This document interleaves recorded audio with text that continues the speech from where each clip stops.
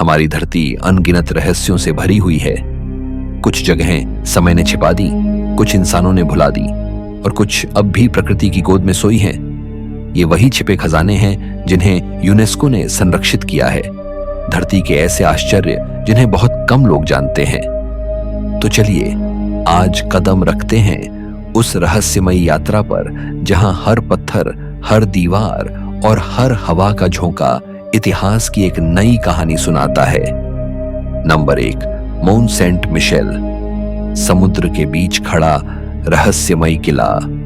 France के उत्तर पश्चिम में Normandy और ब्रिटनी के बीच एक ऐसा स्थान है जिसे देखकर लगता है मानो यह किसी परी कथा का दृश्य हो। समुद्र के बीचों बीच उठती एक विशाल चट्टान जिसके ऊपर बना है सदियों पुराना मठ, यही है माउंट सेंट मिशेल। यूनेस्को द्वारा संरक्षित यह स्थल न केवल अपनी अद्भुत भौगोलिक स्थिति के लिए प्रसिद्ध है, बल्कि अपनी रहस्यमयी कहानी और स्थापत्य के लिए भी। कहते हैं 9वीं सदी के दस्तावेजों में इसे अमोन टॉम यानी कब्र का पहाड़ कहा गया था। किंवदंती है कि सन 708 ईस्वी में एवरांचिस के बिशप ऑबर्ट को 3 बार सपने में सेंट माइकल का दर्शन हुआ और आदेश मिला कि इस चट्टान पर एक पवित्र मठ बनाया जाए। जब बिशप ने इस दिव्य आदेश को नजरअंदाज किया तो सेंट माइकल ने स्वयं उसके सिर पर उंगली रखी, जिसके निशान आज भी उसकी खोपड़ी पर देखे जा सकते हैं। यही वह घटना थी जिसने इस रहस्यमय स्थान को जन्म दिया। समुद्र की लहरों से घिरी यह चट्टान अपने आप में एक चमत्कार है। ज्वार के समय यह पूरी तरह से एक द्वीप बन जाती है और भाटा आने पर पैदल पहुंचा जा सकता है। यह दुनिया की सबसे ऊंची ज्वार भाटा सीमाओं में से एक है, जो कभी शांत रेत को पलक झपकते ही उग्र समुद्र में बदल देती है। इसी कारण पुराने समय में इसे समुद्र का जाल भी कहा जाता था, क्योंकि कई यात्री अचानक आने वाली लहरों में फंसकर गायब हो जाया करते थे। माउंट सेंट मिशेल का निर्माण एक असंभव कार्य जैसा लगता है। सैकड़ों सालों में निर्मित इसकी दीवारें और मीनारें मध्ययुगीन यूरोप की धार्मिक दृढ़ता और स्थापत्य कौशल का उदाहरण है। ऊपरी भाग में स्थित एबे यानी विशाल मठ को ला मरवेई यानी अद्भुत कहा जाता है, क्योंकि यह चट्टान की आकृति के साथ इस तरह जुड़ा है मानो पत्थर खुद उसे उठा रहा हो। भीतर की पत्थर की सीढ़ियां, संकरे गलियारे और प्रार्थना कक्ष किसी आध्यात्मिक भूल भुलैया जैसे प्रतीत होते हैं। सदियों तक यह स्थान न केवल तीर्थ का केंद्र रहा, बल्कि एक किला भी बन गया। इंग्लैंड और फ्रांस के बीच हुए 100 वर्षों के युद्ध के दौरान इसे कभी कोई जीत नहीं पाया। इसकी ऊंची दीवारें और सर्पिल रास्ते आज भी उस वीरता की कहानी कहते हैं। बाद के वर्षों में यह स्थान एक जेल के रूप में भी इस्तेमाल हुआ, जहां कैदियों को समुद्र की गर्जना के बीच अकेलेपन की सजा दी जाती थी। आज माउंट सेंट मिशेल न केवल एक ऐतिहासिक स्मारक है, बल्कि आस्था और रहस्य का प्रतीक बन चुका है। हर साल लाखों लोग यहां आते हैं, लेकिन जैसे ही सूरज डूबता है और लहरें बढ़ने लगती हैं, पूरा क्षेत्र सुनहरी रोशनी में डूब जाता है। उस क्षण ऐसा लगता है जैसे यह स्थान फिर से अपने पवित्र अतीत में लौट गया हो, जहां आकाश और समुद्र के बीच एक पत्थर खड़ा है जो समय के हर तूफान को चुपचाप झेलता आया है। यह सिर्फ एक किला नहीं, बल्कि इतिहास, आस्था और प्रकृति के मिलन से जन्मी वह जीवित कहानी है जो आज भी समुद्र की लहरों के साथ फुसफुसाती है। नंबर 2, जायंट्स कॉजवे, पत्थरों की पहेली जिसने विज्ञान को चौंका दिया। उत्तरी आयरलैंड के एंट्रिम काउंटी के तट पर अटलांटिक महासागर की लहरों के बीच बसा है एक ऐसा अद्भुत दृश्य जो पहली नजर में किसी इंसानी कारीगरी जैसा लगता है, लेकिन असल में यह प्रकृति की सबसे रहस्यमयी रचनाओं में से एक है। इसे कहा जाता है जायंट्स कॉजवे यानी दैत्यों का मार्ग।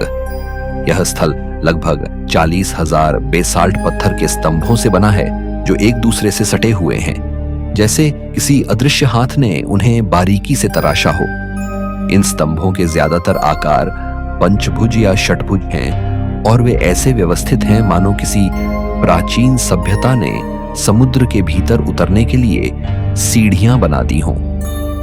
वैज्ञानिकों के अनुसार लगभग 5 से 6 करोड़ वर्ष पहले यहां ज्वालामुखीय गतिविधि हुई थी, जब पिघला हुआ लावा ठंडा होकर जमने लगा तो उसमें संकुचन के कारण दरारें पड़ी और वही दरारें आज इन अद्भुत ज्यामितीय स्तंभों के रूप में दिखाई देती हैं। परंतु इतना सटीक आकार और समान दूरी देखकर सदियों तक लोगों को विश्वास ही नहीं हुआ कि यह प्रकृति का काम हो सकता है। प्रारंभिक खोजकर्ताओं का मानना था कि यह किसी प्राचीन मानव सभ्यता का कार्य है, शायद किसी भूले हुए युग की राह।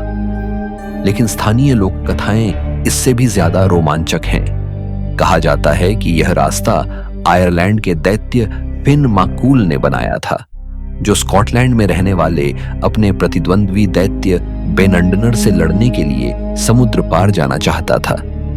उसने पत्थरों का यह पुल समुद्र पर बिछाया ताकि पैदल स्कॉटलैंड तक पहुंच सके। जब बेनंडनर ने देखा कि फिन उससे कहीं छोटा है तो वह गुस्से में आयरलैंड पहुंचा, लेकिन फिन की पत्नी ने चालाकी से उसे शिशु का वेश दे दिया। जब बेनंडनर ने उस शिशु का आकार देखा तो डर गया कि अगर यह बच्चा इतना बड़ा है तो उसका पिता कितना विशाल होगा। भयभीत होकर वह स्कॉटलैंड लौट गया और पीछे से पुल तोड़ दिया, जिससे सिर्फ यह हिस्सा बचा रह गया। यही कारण है कि स्कॉटलैंड के तट पर भी इसी तरह के पत्थर पाए जाते हैं, जिन्हें फिंगल्स केव कहा जाता है। जायंट्स कॉजवे का रहस्य यहीं खत्म नहीं होता। इन पत्थरों पर चलते समय एक अजीब सी ध्वनि सुनाई देती है, मानो ये पत्थर अपने भीतर कोई गूंज समेटे हों। हर स्तंभ की ऊंचाई और चौड़ाई अलग है। कुछ समुद्र में डूबे हुए हैं, कुछ ऊंचाई पर हैं, और जब लहरें उनसे टकराती हैं तो एक संगीत जैसा कंपन पैदा होता है। 1986 में यूनेस्को ने इसे विश्व धरोहर घोषित किया, क्योंकि यह न केवल भूगर्भीय दृष्टि से अद्भुत है बल्कि इंसान और प्रकृति के संबंधों की गवाही भी देता है। यहाँ का दृश्य दिन और मौसम के साथ बदलता रहता है। सुबह की सुनहरी रोशनी में ये पत्थर देवताओं के मार्ग जैसे दिखते हैं और शाम के धुंधलके में किसी सोए हुए दैत्य की रीढ़ की हड्डी जैसे प्रतीत होते हैं। आज भी जब कोई यात्री इन अनगिनत पत्थरों के बीच खड़ा होकर समुद्र की गर्जना सुनता है तो उसे लगता है मानो कोई अदृश्य शक्ति उसके कानों में कह रही हो, मैंने तुम्हारे आने से पहले भी यह धरती बनाई थी और तुम्हारे जाने के बाद भी रहूंगी। जायंट्स कॉजवे सिर्फ एक प्राकृतिक संरचना नहीं, बल्कि धरती की उस प्राचीन भाषा का हिस्सा है जिसे समझने की कोशिश आज भी विज्ञान कर रहा है। नंबर 3, एक्रोपोलिस ऑफ एथेंस, लोकतंत्र और दर्शन का जन्म स्थान। ग्रीस की राजधानी एथेंस के हृदय में उठती एक चूना पत्थर की ऊंची पहाड़ी, जिसके ऊपर खड़ा है प्राचीन सभ्यता का प्रतीक एक्रोपोलिस। यूनेस्को द्वारा संरक्षित यह स्थल न केवल ग्रीस बल्कि संपूर्ण मानव इतिहास का एक जीवंत प्रमाण है कि इंसान ने हजारों साल पहले भी कला, विज्ञान और आस्था को किस तरह एक साथ गढ़ा था। एक्रोपोलिस शब्द 2 ग्रीक शब्दों से बना है, अक्रो यानी ऊंचा और पोलिस यानी नगर, यानी ऊंचे स्थान पर बना नगर। यह वही जगह है जहां से पश्चिमी सभ्यता के लोकतंत्र, दर्शन और वास्तुकला की नींव पड़ी। प्रारंभिक काल में लगभग 13वीं शताब्दी ईसा पूर्व में यह स्थान माइसीनियन राजाओं का किला था, लेकिन धीरे धीरे जब युद्धों की जगह विचारों ने ली तो यह क्षेत्र देवी एथेना को समर्पित एक धार्मिक केंद्र बन गया। वह देवी जो एथेंस शहर की संरक्षक मानी जाती है। 5वीं सदी ईसा पूर्व में जब एथेंस अपने स्वर्ण युग में था, तब राजा पेरिक्लीज के नेतृत्व में यहाँ भव्य निर्माण कार्य हुआ, जिसने इस स्थान को विश्व प्रसिद्ध बना दिया। इन्हीं निर्माणों में सबसे प्रमुख है पार्थेनन, देवी एथेना का विशाल संगमरमर मंदिर, जिसे आज भी मानव स्थापत्य का शिखर माना जाता है। पार्थेनन का निर्माण शुद्ध संगमरमर से हुआ है और खास बात यह है कि इसके किसी भी 2 स्तंभों के बीच की दूरी या झुकाव बिल्कुल समान नहीं है। यह असमानता जानबूझकर रखी गई ताकि दूर से देखने पर भवन पूर्णतया संतुलित और सीधा दिखे, यानी ग्रीक कलाकारों की परिपूर्णता की परिभाषा ही थी भ्रम को सुंदर बनाना। वैज्ञानिक दृष्टि से यह डिजाइन आज भी इंजीनियरिंग का आश्चर्य माना जाता है। एक्रोपोलिस के चारों ओर बने अन्य मंदिर भी अपने आप में अद्भुत हैं, जैसे एरेक्थियन मंदिर, जिसकी प्रसिद्ध कैरियाटिड्स स्तंभों के रूप में खुदी हुई स्त्रियां हैं, जो आस्था और नारी शक्ति दोनों का प्रतीक हैं। यहां से पूरे एथेंस शहर का दृश्य दिखाई देता है, और जब सूर्यास्त की किरणें संगमरमर पर गिरती हैं तो पूरा परिसर सुनहरी आभा में बदल जाता है, जैसे समय स्वयं झुक गया हो। प्राचीन यूनानियों के लिए यह स्थल केवल ईश्वर का निवास नहीं था, बल्कि एक विचार था। यहाँ आस्था और तर्क साथ रहते थे।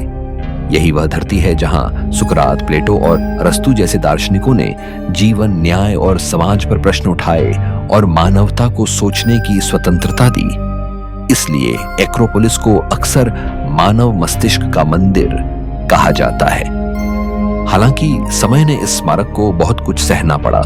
युद्ध, विस्फोट, लूट और प्रदूषण ने इसे कमजोर किया, लेकिन इसका आत्मिक स्वरूप आज भी अटूट है। 20वीं सदी में हुए संरक्षण कार्यों ने इसे फिर से खड़ा किया, ताकि आने वाली पीढ़ियां देख सकें कि हजारों साल पहले मनुष्य ने पत्थर में आदर्श और विचार कैसे गढ़े थे। आज जब कोई यात्री एक्रोपोलिस की सीढ़ियां चढ़ता है तो हर कदम पर इतिहास की सांस महसूस होती है। हवा में कहीं सुकरात की आवाज गूंजती लगती है। सत्य की खोज में सवाल पूछना बंद मत करो।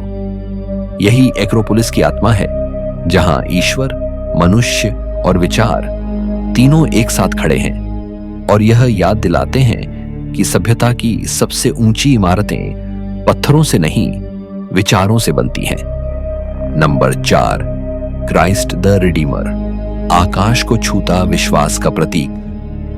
ब्राजील के शहर रियो डी जेनेरो की ऊंचाइयों पर कोरकोवाडो पर्वत की चोटी पर फैले बादलों और हरियाली के बीच खड़ा है एक ऐसा प्रतीक जिसे देखने दुनिया भर से लोग आते हैं। क्राइस्ट द रिडीमर 30 मीटर ऊंची यह विशाल मूर्ति सिर्फ एक धार्मिक प्रतिमा नहीं, बल्कि विश्वास, एकता और करुणा का वैश्विक प्रतीक है। इसे देखकर ऐसा लगता है जैसे ईश्वर ने अपनी बाहें खोलकर पूरी मानवता को अपने आलिंगन में ले लिया हो।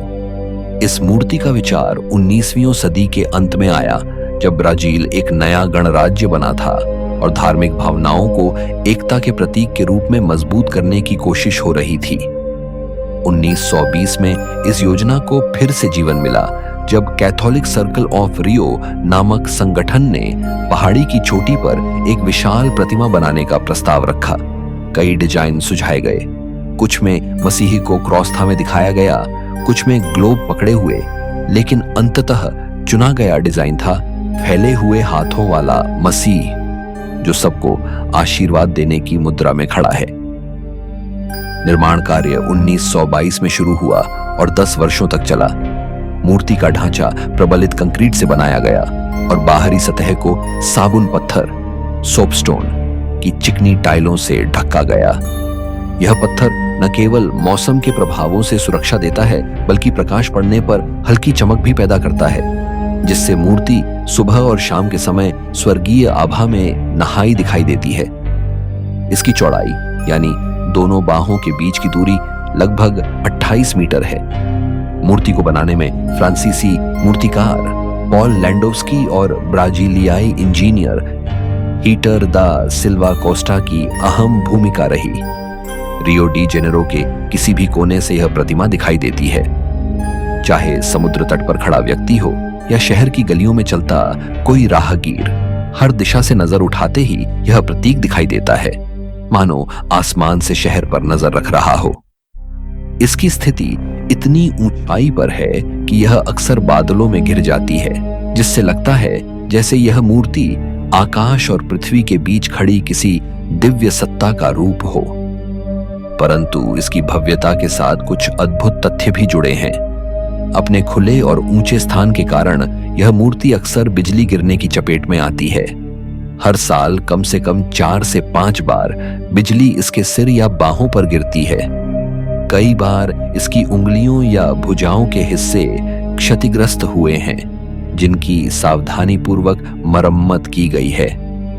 1931 में जब इसका उद्घाटन हुआ, तब यह केवल धार्मिक प्रतीक नहीं, बल्कि ब्राजील की पहचान बन गई। इसे यूनेस्को ने 2007 में नई 7 विश्व आश्चर्यों में शामिल किया। हर साल लाखों पर्यटक यहाँ आते हैं और जो भी इस मूर्ति के नीचे खड़ा होता है उसे एक अजीब सी शांति का अनुभव होता है, मानो उसकी हर चिंता उस खुले आकाश में विलीन हो गई हो। क्राइस्ट द रिडीमर केवल पत्थर की मूर्ति नहीं, बल्कि यह याद दिलाने वाली छवि है कि चाहे भाषा, रंग या धर्म कोई भी हो, मनुष्य का सार करुणा और एकता में ही है। जब सूर्यास्त के समय यह मूर्ति सुनहरी रोशनी में डूबती है और नीचे रियो की झिलमिलाती बत्तियां जल उठती हैं, तो लगता है जैसे ईश्वर स्वयं धरती पर उतर आया हो, मानवता को फिर से गले लगाने के लिए। नंबर 5, माचू पिच्चू, खोया हुआ इंका शहर जो आज भी बोलता है।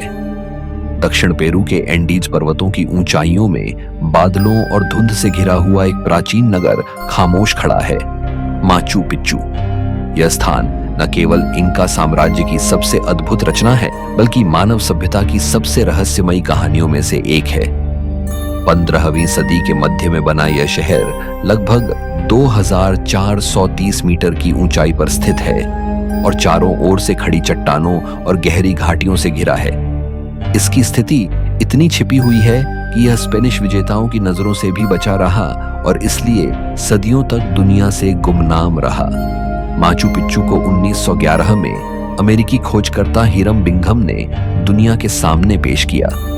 स्थानीय लोगों के अनुसार यह स्थान हमेशा से था, लेकिन बाहरी दुनिया को इसके अस्तित्व का पता तभी चला जब बिंघम ने इसे खोजा। तब से यह रहस्य गहराता गया कि आखिर इंका लोगों ने इतने ऊंचे और दुर्गम पहाड़ों में इतना सटीक और सुंदर नगर कैसे बनाया होगा। शहर का नाम माचू पिच्चू क्वेचुआ भाषा से आया है, जिसका अर्थ है पुराना पर्वत। यह शहर एक समग्र योजना के साथ बनाया गया था। यहाँ मंदिर, निवास, कृषि सीढ़ियां, जल निकासी और खगोलीय वेधशालाएं सब कुछ एक सुनियोजित ढांचे में है। इसकी सबसे अद्भुत बात है निर्माण की तकनीक। यहाँ के पत्थर इतने सटीक रूप से काटे और जोड़े गए हैं कि उनमें एक पत्ती या ब्लेड तक नहीं डाला जा सकता। बिना किसी गाड़े या सीमेंट के जुड़ी ये दीवारें सैकड़ों वर्षों के भूकंप और तूफानों को सह चुकी हैं। यही वजह है कि माचू पिच्चू को धरती पर बना अमर शहर कहा जाता है। माचू पिच्चू की हर संरचना किसी न किसी अर्थ या खगोलीय दिशा से जुड़ी है। सूर्य मंदिर का प्रवेश द्वार इस तरह बनाया गया है कि वर्ष के विशेष दिनों में उगता सूर्य सीधे भीतर की वेदी को आलोकित करता है। कुछ विद्वानों का मानना है कि यह स्थल केवल राजा और पुजारियों का गुप्त निवास था, जबकि कुछ इसे धार्मिक केंद्र या खगोलीय प्रयोगशाला मानते हैं। परंतु जो बात सबसे रहस्यमयी है वह यह कि इस अद्भुत नगर को सिर्फ 100 साल के भीतर ही इंका लोगों ने त्याग दिया और कभी लौटकर नहीं आए। इतिहासकार अब भी यह नहीं जानते कि इसे छोड़ने का कारण क्या था। क्या यह किसी महामारी का परिणाम था, या राजनीतिक संघर्ष का, या फिर किसी धार्मिक विश्वास का पालन? लेकिन एक बात तय है, इंका लोगों ने जाते वक्त इस स्थान को इतने रहस्यमय तरीके से छिपाया कि यह सैकड़ों साल तक अछूता रहा। आज जब पर्यटक यहाँ आते हैं और ऊपर खड़े होकर नीचे फैले माचू पिच्चू की ओर देखते हैं तो महसूस करते हैं मानो समय ठहर गया हो। धुंध के बीच से जब सूर्य की पहली किरणें इन पत्थरों को छूती हैं तो यह शहर जीवंत हो उठता है। ऐसा लगता है जैसे इंका राजा पचाकूती की आत्मा अब भी वहां पहरा दे रही हो और हर पत्थर में वह पुरानी सभ्यता फुसफुसा रही हो। हम मिटे नहीं हैं, हम पत्थरों में जिंदा हैं। यूनेस्को ने 1983 में इसे विश्व धरोहर घोषित किया और आज यह न केवल पेरू बल्कि पूरी मानवता की धरोहर बन चुका है। माचू पिच्चू हमें याद दिलाता है कि जब मनुष्य प्रकृति के साथ तालमेल बनाकर कुछ रचता है तो उसकी कृति सैकड़ों युगों तक बोलती रहती है, इवन बिना शब्दों के। Number 6, pyramids of Giza. पत्थरों में छिपा 4000 साल पुराना रहस्य।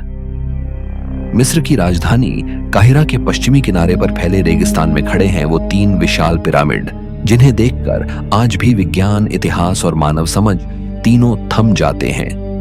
गीजा के ये पिरामिड केवल मकबरे नहीं बल्कि सभ्यता के उस युग की गवाही है जब इंसान ने असंभव को संभव बना दिया था। लगभग 4500 साल पहले प्राचीन मिस्र के चौथे राजवंश के समय इन्हें महान फराओ खुफू, खाफरे और मेनकौर के लिए बनाया गया था। इनमें सबसे बड़ा पिरामिड है ग्रेट पिरामिड ऑफ खुफू, जो कभी दुनिया की सबसे ऊंची मानव निर्मित संरचना था। इसकी ऊंचाई 146.6 मीटर थी, यानी आधुनिक 40 मंजिला इमारत जितनी। और सबसे चौंकाने वाली बात यह कि यह रिकॉर्ड 3800 वर्षों तक किसी ने नहीं तोड़ा। इस पिरामिड को बनाने में लगभग 23 लाख पत्थर के ब्लॉक इस्तेमाल किए गए, जिनका वजन 2 से लेकर 50 टन तक है। आज भी यह रहस्य बना हुआ है कि इन विशाल पत्थरों को बिना मशीनों और क्रेनों के इतनी सटीकता से कैसे जोड़ा गया होगा। हर ब्लॉक को इस तरह काटा और लगाया गया है कि उनके बीच एक ब्लेड भी नहीं डाला जा सकता। कुछ सिद्धांत कहते हैं कि मिस्रवासियों ने रैंप बनाकर पत्थरों को ढाल दिया, ऊपर पहुंचाया, तो कुछ मानते हैं कि उन्होंने गुरुत्वाकर्षण और संतुलन का ऐसा ज्ञान हासिल कर लिया था जो आज भी आधुनिक इंजीनियरों के लिए रहस्य है। गीजा का यह परिसर केवल स्थापत्य का उदाहरण नहीं बल्कि खगोलीय गणना की सटीकता का प्रमाण भी है। पिरामिडों की दिशा बिल्कुल उत्तर दक्षिण और पूर्व पश्चिम से मेल खाती है और इनके किनारे इतने सटीक हैं कि सूर्य की छाया विशेष दिनों में एकदम सीधी गिरती है। कहा जाता है कि इनका निर्माण ओरायन तारामंडल की स्थिति के अनुसार किया गया था ताकि फराओ की आत्मा मृत्यु के बाद तारों तक पहुंच सके। यही कारण है कि कई विद्वान इसे केवल मकबरा नहीं बल्कि आत्मा का आकाश द्वार मानते हैं। इन पिरामिडों के भीतर बने रहस्यमयी मार्ग और कक्ष आज भी वैज्ञानिकों के लिए पहेली हैं। किंग्स चैम्बर और क्वींस चैम्बर के बीच के संकरे रास्तों से लेकर ऊपर की ओर जाने वाली रहस्यमयी सुरंगों तक हर जगह किसी अदृश्य उद्देश्य का संकेत मिलता है। 21वीं सदी में किए गए स्कैनर और थर्मल सर्वे बताते हैं कि पिरामिड के भीतर अभी भी ऐसे बंद कमरे हैं जिनमें कोई प्रवेश नहीं कर पाया। क्या उनमें अब भी कोई रहस्य छिपा है? यह सवाल आज भी अनुत्तरित है। सबसे उल्लेखनीय तथ्य यह है कि पिरामिडों के निर्माण में मजदूर गुलाम नहीं बल्कि कुशल शिल्पकार और इंजीनियर थे। खुदाई में मिले गांवों और खाने पीने के अवशेष बताते हैं कि उन्हें अच्छी सुविधाएं और सम्मान दिया जाता था। यानी यह मानव परिश्रम और संगठन का ऐसा अद्भुत उदाहरण है जो सभ्यता के शिखर को दर्शाता है। यूनेस्को ने 1979 में गीजा पिरामिड परिसर को विश्व धरोहर घोषित किया, परंतु इसके रहस्य आज भी जीवित हैं। रात के समय जब रेत पर चांदनी फैलती है और पिरामिडों की परछाइयां आसमान में घुल जाती हैं, तो ऐसा लगता है जैसे ये पत्थर अब भी बोल रहे हों, कह रहे हों कि हम समय के संरक्षक हैं। यह स्थान हमें याद दिलाता है कि इंसान ने जब ज्ञान और विश्वास को एक साथ मिलाया तब उसने पत्थर में अमरता गढ़ दी। नंबर 7, स्टोनहेंज, रहस्यमयी गोल पत्थर जो आज भी सवाल पूछते हैं। इंग्लैंड के विल्टशायर क्षेत्र की हरी भरी घास के बीचों बीच खुली धरती पर खड़े हैं विशाल पत्थरों का एक गोल घेरा, जिसे दुनिया आज स्टोनहेंज के नाम से जानती है। यह स्मारक जितना सरल दिखता है उतना ही गूढ़ है, क्योंकि यह केवल पत्थरों की एक आकृति नहीं बल्कि एक ऐसा रहस्य है जिसने हजारों वर्षों से इतिहासकारों, वैज्ञानिकों और पुरातत्वविदों को हैरान कर रखा है। माना जाता है कि स्टोनहेंज का निर्माण लगभग 3000 से 2000 ईसा पूर्व के बीच हुआ था, यानी यह मिस्र के पिरामिडों जितना ही पुराना है। लेकिन सवाल यह है, इन पत्थरों को वहां लाया किसने और क्यों? यह स्थल लगभग 100 मीटर के व्यास वाले गोल घेरे में व्यवस्थित है। इसमें खड़े पत्थरों को सारसन और ब्लूस्टोन कहा जाता है। हर पत्थर का वजन 25 से 40 टन तक है और कुछ पत्थर वेल्स से लाए गए थे, जो यहां से लगभग 250 किलोमीटर दूर है। ये जानकर ही आश्चर्य होता है कि उस युग में जब पहिए का उपयोग भी सीमित था, इतने भारी पत्थरों को इतनी दूर से कैसे लाया गया होगा। कुछ विशेषज्ञ कहते हैं कि इन्हें लकड़ी के लट्ठों पर घुमाकर और नावों से नदी के रास्ते खींचकर लाया गया होगा। लेकिन इतनी सटीक गोलाकार व्यवस्था और संतुलन कैसे बनाया गया, इसका उत्तर आज तक कोई नहीं दे सका। स्टोनहेंज का उद्देश्य क्या था, इस पर अनगिनत सिद्धांत हैं। कुछ इसे खगोलीय वेधशाला मानते हैं क्योंकि इसकी दिशा सूर्य और चंद्रमा की गति के अनुरूप है। हर साल 21 जून को यानी ग्रीष्म संक्रांति के दिन सूरज ठीक हील स्टोन के ऊपर से उगता है और उसकी किरणें मुख्य पत्थर समूह के केंद्र से होकर गुजरती हैं। यह घटना इतनी सटीक है कि स्पष्ट हो जाता है यह कोई संयोग नहीं, बल्कि एक सोच समझकर किया गया स्थापत्य चमत्कार था। कुछ पुरातत्वविद मानते हैं कि यह प्राचीन सभ्यता का सोलर कैलेंडर था जो ऋतुओं और फसलों का निर्धारण करने में मदद करता था। दूसरे मानते हैं कि यह स्थान धार्मिक अनुष्ठानों और अंतिम संस्कारों के लिए था। आसपास मिले मानव अवशेष और राख के निशान बताते हैं कि यहाँ मृतकों के सम्मान में किसी प्रकार के संस्कार किए जाते थे। वहीं कुछ आधुनिक सिद्धांत इसे ऊर्जा केंद्र बताते हैं जहां पृथ्वी की प्राकृतिक चुंबकीय तरंगें मिलती हैं। आज भी बहुत से लोग मानते हैं कि स्टोनहेंज के बीच खड़े होने पर एक अजीब सी ऊर्जा महसूस होती है, जैसे समय रुक गया हो और पत्थर किसी अदृश्य शक्ति से कंपन कर रहे हों। लेकिन शायद स्टोनहेंज का सबसे बड़ा रहस्य यही है कि यह सब मानो अपने समय से बहुत आगे की रचना थी। बिना किसी आधुनिक उपकरण, धातु या तकनीक के ऐसी सटीकता आज भी असंभव सी लगती है। कुछ विद्वान तो इसे प्राचीन सभ्यता के परग्रही संपर्क का प्रमाण भी मानते हैं। यूनेस्को ने 1986 में इसे विश्व धरोहर घोषित किया, परंतु इसके असली रहस्य आज भी उसी धरती में दबे हैं। जब सूरज की पहली किरणें इन विशाल पत्थरों पर पड़ती हैं और छायाएं एक दूसरे से लिपटती हैं, तो ऐसा लगता है जैसे कोई प्राचीन शक्ति अब भी वहां जाग रही हो। स्टोनहेंज हमें यह एहसास दिलाता है कि इंसान के भीतर जिज्ञासा हमेशा से थी। वह आसमान, धरती और समय के बीच छिपे रहस्यों को समझने की कोशिश करता रहा है, और शायद यही उसकी सबसे बड़ी विरासत है। नंबर 8, लैपलैंड, जहां सूरज महीनों तक नहीं डूबता। यूरोप के उत्तरी छोर पर बर्फ और प्रकाश से घिरी एक रहस्यमयी भूमि है लैपलैंड। ये वह जगह है जहां प्रकृति के नियम किसी और ही ढंग से चलते हैं। यहाँ की रातें महीनों तक नहीं आती और फिर जब आती हैं तो महीनों तक सूरज उगता ही नहीं। कल्पना कीजिए, एक ऐसी धरती जहां आधे साल तक दिन ही दिन हो और बाकी आधे में गहरा अंधकार फैला रहे। यही है लैपलैंड का जादू, एक ऐसी जगह जो पृथ्वी और आकाश के बीच की सीमा पर खड़ी लगती है। लैपलैंड 4 देशों में फैली है, नॉर्वे, स्वीडन, फिनलैंड और रूस। लेकिन इसका दिल फिनलैंड में धड़कता है, जहां यह जगह सांता क्लॉज की भूमि के नाम से जानी जाती है। हजारों सालों से यहां सामी नामक आदिवासी समुदाय रहता आया है, जो बर्फ, रेंडियर और उत्तरी हवाओं से भरी इस भूमि से जुड़ा है।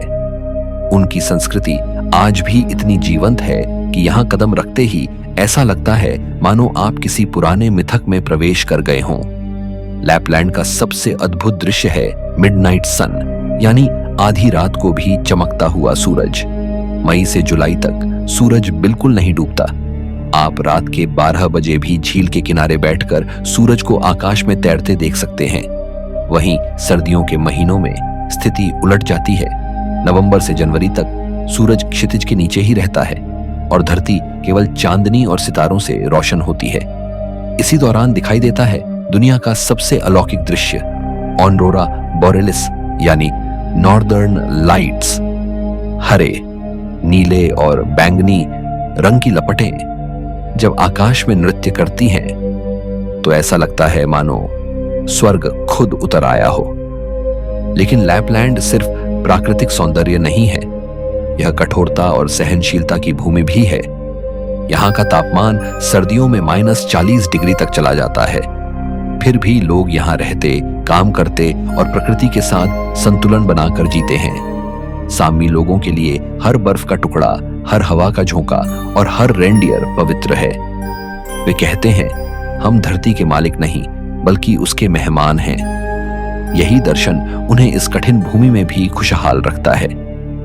लैपलैंड की गहरी बर्फ में कई रहस्यमयी कथाएं भी छिपी हैं। कुछ स्थानीय दंत कथाएं बताती हैं कि यहाँ की पहाड़ियों में ओरिक्को नामक सूर्य आत्मा निवास करती है, जो लोगों के कर्मों के अनुसार प्रकाश या अंधकार देती है।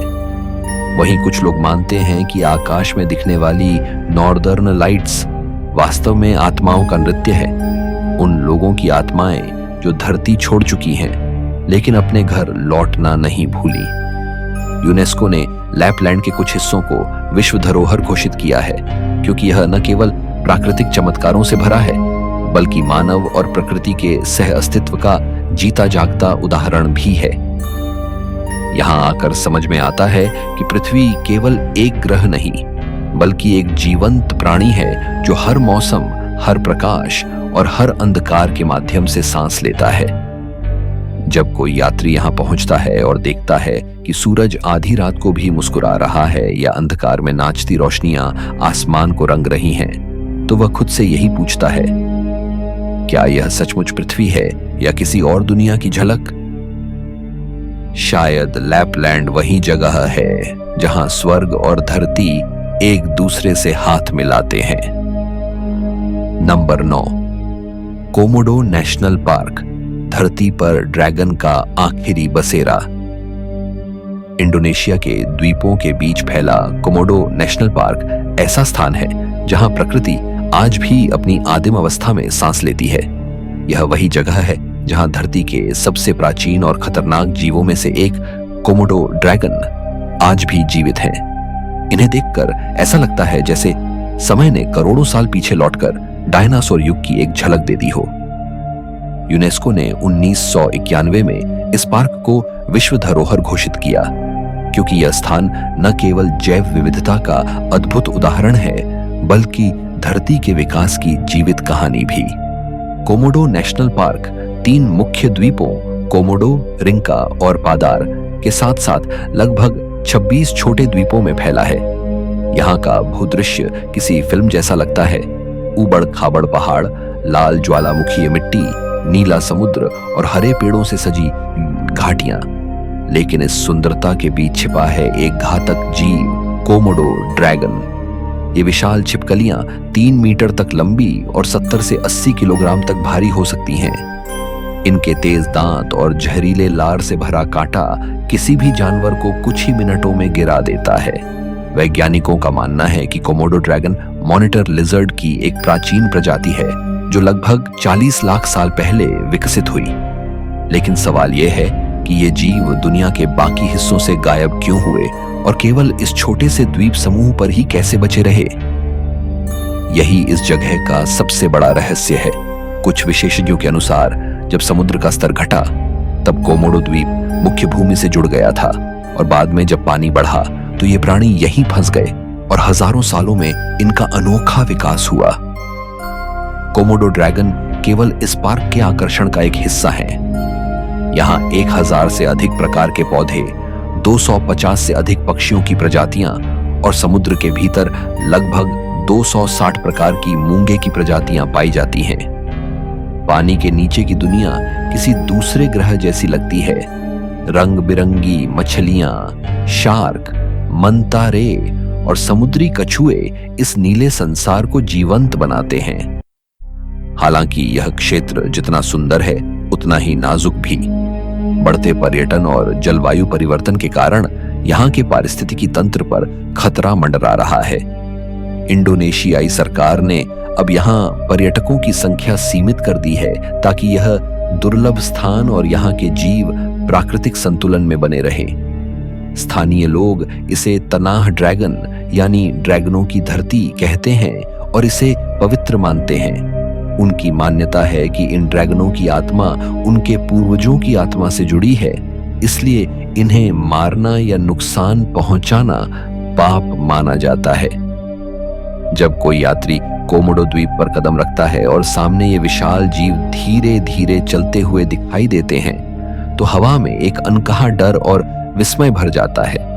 दूर तक फैले जंगल में सिर्फ पत्तों की सरसराहट और इन जीवों की भारी सांसें सुनाई देती हैं। ऐसा लगता है जैसे कोई प्राचीन काल अब भी यहां जीवित है, समय की परिधि से बाहर, अपनी दुनिया में स्थिर। कोमोडो नेशनल पार्क हमें यह याद दिलाता है कि पृथ्वी का हर कोना कोई कहानी कहता है। कुछ कहानियां इंसानों ने लिखी और कुछ वो हैं जिन्हें प्रकृति अब भी खुद लिख रही है। यहां खड़े होकर जब आप समुद्र के पार डूबते सूरज को देखते हैं तो महसूस होता है कि शायद ये वही धरती है जहां सभ्यता शुरू होने से पहले जीवन का पहला अध्याय लिखा गया था। नंबर 10, स्वालबार्ड, जहां इंसानों से ज्यादा हैं ध्रुवीय भालू। नॉर्वे और उत्तरी ध्रुव के बीच बर्फ के अथाह सागर में बसा है एक निर्जन रहस्यमयी द्वीप समूह स्वालबार्ड। यह वह जगह है जहां प्रकृति का शासन है, न कि मनुष्य का। यहां बर्फ से ढकी पहाड़ियां, ठंडी हवाएं और लंबी न खत्म होने वाली रातें हैं। लेकिन सबसे हैरान करने वाली बात यह है कि इस जगह पर इंसानों से ज्यादा संख्या ध्रुवीय भालुओं की है। ऐसा लगता है जैसे यह धरती अब भी उस युग की गवाही दे रही है जब इंसान का अस्तित्व नहीं था और प्रकृति ही राजा थी। स्वालबार्ड का अर्थ है ठंडी किनारी भूमि और इसका इतिहास खोज और रहस्य दोनों से भरा है। 1596 में डच अन्वेषक विलेम बारेंट्स ने इसे खोजा था। तब से यह स्थान आर्कटिक खोजों का प्रमुख केंद्र बना रहा। लेकिन यहाँ की कठोर परिस्थितियां इतनी खतरनाक हैं कि साल के आधे हिस्से में सूरज दिखाई नहीं देता। इसे पोलर नाइट कहा जाता है और जब सूरज लौटता है तो वह महीनों तक डूबता नहीं। यह विरोधाभास ही स्वालबार्ड की पहचान है। यहाँ की आबादी बेहद कम है, लगभग 2500 लोग, ज्यादातर वैज्ञानिक, शोधकर्ता और कुछ साहसी स्थानीय निवासी। इसके मुकाबले यहाँ करीब 3000 ध्रुवीय भालू पाए जाते हैं जो खुले बर्फीले मैदानों और ग्लेशियरों के बीच घूमते रहते हैं। यहाँ आने वाले यात्रियों को हर वक्त सतर्क रहना पड़ता है क्योंकि किसी भी पल एक भालू सामने आ सकता है। यही कारण है कि स्वालबार्ड में शहर की सीमाओं से बाहर निकलने पर हथियार साथ रखना अनिवार्य है। यहाँ कानून से ज्यादा ताकत प्रकृति की है। स्वालबार्ड का एक और रहस्य है। यहाँ स्थित ग्लोबल सीड वॉल्ट यानी विश्व बीज भंडार। यह एक विशाल भूमिगत तिजोरी है जिसमें दुनिया भर के पौधों के बीज जमा किए गए हैं ताकि किसी वैश्विक आपदा की स्थिति में पृथ्वी के जीवन को पुनर्जीवित किया जा सके। इसे आखिरी उम्मीद की तिजोरी कहा जाता है। बर्फ की गहराई में स्थित यह भंडार इस बात का प्रतीक है कि इंसान ने प्रकृति से बहुत कुछ सीखा है, लेकिन वह जानता है कि अंत में वही प्रकृति उसके अस्तित्व की गारंटी है। यहाँ की रातें रहस्यमयी हैं। जब आसमान में ऑरोरा बोरेलिस यानी उत्तरी रोशनी लहराती है तो पूरा वातावरण किसी स्वप्न जैसा लगने लगता है। नीली, हरी और बैंगनी लपटें बर्फ के ऊपर नाचती हैं और समुद्र की ठंडी हवा उस रोशनी को अपने साथ बहा ले जाती है। ऐसा लगता है जैसे आकाश खुद धरती से संवाद कर रहा हो। स्वालबार्ड हमें एक सख्त लेकिन गहरी सीख देता है कि इंसान चाहे कितना भी आगे बढ़ जाए, उसकी असली शक्ति प्रकृति के साथ तालमेल में ही है। यहाँ खड़ा व्यक्ति खुद को छोटा, नगण्य और असहाय महसूस करता है, लेकिन उसी क्षण उसे एहसास होता है कि वह एक विशाल जीवित ग्रह का हिस्सा है जिसकी धड़कन बर्फ की निस्तब्धता में भी सुनाई देती है। आज के वीडियो में इतना ही। हमने देखी धरती की वो 10 जगहें जो समय, इतिहास और रहस्य से परे हैं, जहां कभी देवता उतरे, कभी सभ्यताएं जन्मी और कभी प्रकृति ने खुद अपनी सीमाएं तोड़ी। हर स्थान हमें यह सिखाता है कि पृथ्वी केवल एक ग्रह नहीं बल्कि एक जिंदा किताब है जिसके हर पन्ने पर लिखा है अभी बहुत कुछ बाकी है जानने को। तो दोस्तों, अगर आपको यह रहस्यमयी यात्रा पसंद आई हो तो वीडियो को लाइक करें, अपने विचार कमेंट में बताएं और चैनल को सब्सक्राइब जरूर करें ताकि हम आपको अगली बार भी इस अद्भुत धरती के छिपे हुए रहस्यों तक ले जा सकें। तो चलिए अगली रहस्यमयी यात्रा तक नमस्कार।